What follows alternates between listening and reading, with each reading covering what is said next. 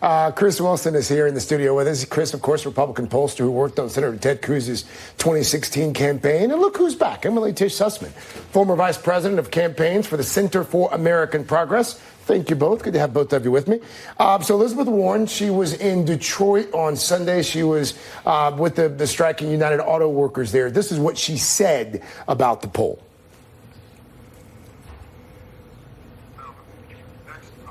Okay, well, I'll tell you in summary what she said was, look, I don't do polls. We're still months away from the Iowa caucuses and the first primary elections. What this is about is a message that we are sick and tired of in America that works for thinner and thinner slices at the top, thinner and thinner slices for everyone who's not at the top.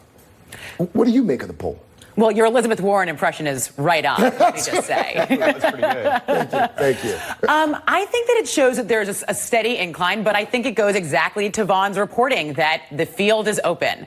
Basically, what people care about is they want to know who can defeat Trump. That is the most important thing to them. And so the people in Iowa they're doing their retail politics. They're seeing all of them speak. People really are showing up at these big events to see different candidates, to see if any of them appeal to them, any of them resonate. But ultimately, at the end of the day, people in Iowa are looking at the same polls that people all over the rest of the country are looking at, and they want to know if anybody pops. So I think that Warren has had a slow increase, but we've also seen other candidates have a slow increase. In the past couple of elections, even in open fields, we haven't seen the top of the ticket, the top of the polling, rather, holding so little of a percentage of all of it, meaning that it's more distributed between more and more candidates. So, Booker got a lot of attention this weekend saying that unless he gets the massive amounts of resources that he would need to truly compete, he's not going to stay in. He has been on the rise. That doesn't bode well for his campaign, by the way. You would agree. Fundraising ploy gone awry. That's what it is. Yeah. Well, I actually disagree. I've actually spoken with the campaign. Yeah, and he feels that the campaign feels that they're starting to see people break out in terms of resources. And so the people who have named, the candidates that have named, they're going to be putting massive amounts of people on the ground. It's because they have the money to do it.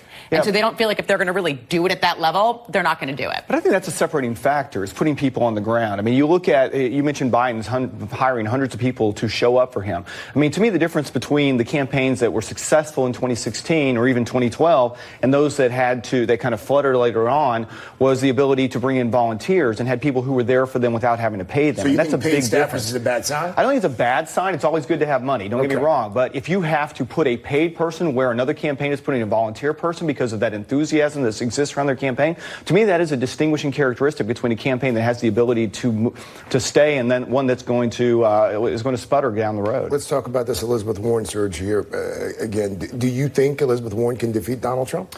No, I don't. But I think there's a lot of reasons to go into that. Yes, I think Joe Biden gives a much more competitive race for a lot of reasons. I think Warren is going to have challenges in a lot of the competitive swing states that Trump was able to win in 2016. The Democrats had traditionally won. And I do believe that is a challenge that she has. But I want to point out, Emily and I were talking about beforehand, at this point in 2016, Donald Trump was not at the top. In fact, you moved into December and the Des Moines Register poll had Ben Carson in first place. The last poll, the Saturday night before the election, whenever our polling had us up in terms of the Cruz campaign, she put out a poll showing that Donald Trump was going to win going away. And I had to sort of wave my hands and say, no, that's not going to happen. Everybody still pay attention to us. Ted Cruz did win. But I'll tell you something else that shows is winning Iowa, although it is important, doesn't mean that you're going to win the nomination. You've still got to be able to say it. It's more of an elimination contest. It's like the first round of the 64. You're going to end up with 32 teams afterwards, but you still have those at the outset. Emily, one of the things that's also striking to me about this most recent poll out of Iowa, Bernie Sanders,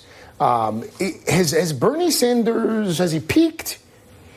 It does feel that way. It feels like Warren is pulling together a coalition of people, particularly women, and also people of color who liked Hillary Clinton. I think in all of our talking, like our talking head, we act like there's nobody who actually liked her. There are, in fact, people that liked her. And so she is in many ways pulling a lot of that support, but also pulling a lot from Sanders. And Sanders is still in the race. What we're seeing of his supporters is there's a ceiling. There is nowhere to go, but there is no up to go. And all of those support, I actually overheard someone saying that I thought was an interesting point that basically at this point, if you are still supporting Sanders as opposed to Warren, it's kind of showing your sexism because she has more detailed plans and her plans have evolved. I thought it was an interesting point, and I think there may be something to it. Yeah, I agree with all that. It's a good answer, Chris. Yeah, it is. It keeps me safe. But I'll tell you, the one thing is you can only be an insurgent once. And Sanders is trying to be an insurgent twice. And the whole shtick of yelling a lot and cussing a lot. I mean, O'Rourke's kind of got the cussing lane now. He's still got the angry lane, the angry old grandpa lane. But let's face it, there's only so much time at Thanksgiving you want to spend around that angry relative that keeps yelling at you. And I think that his time may have come and gone. Chris, thank you. Emily Tish Sussman, thank you as well.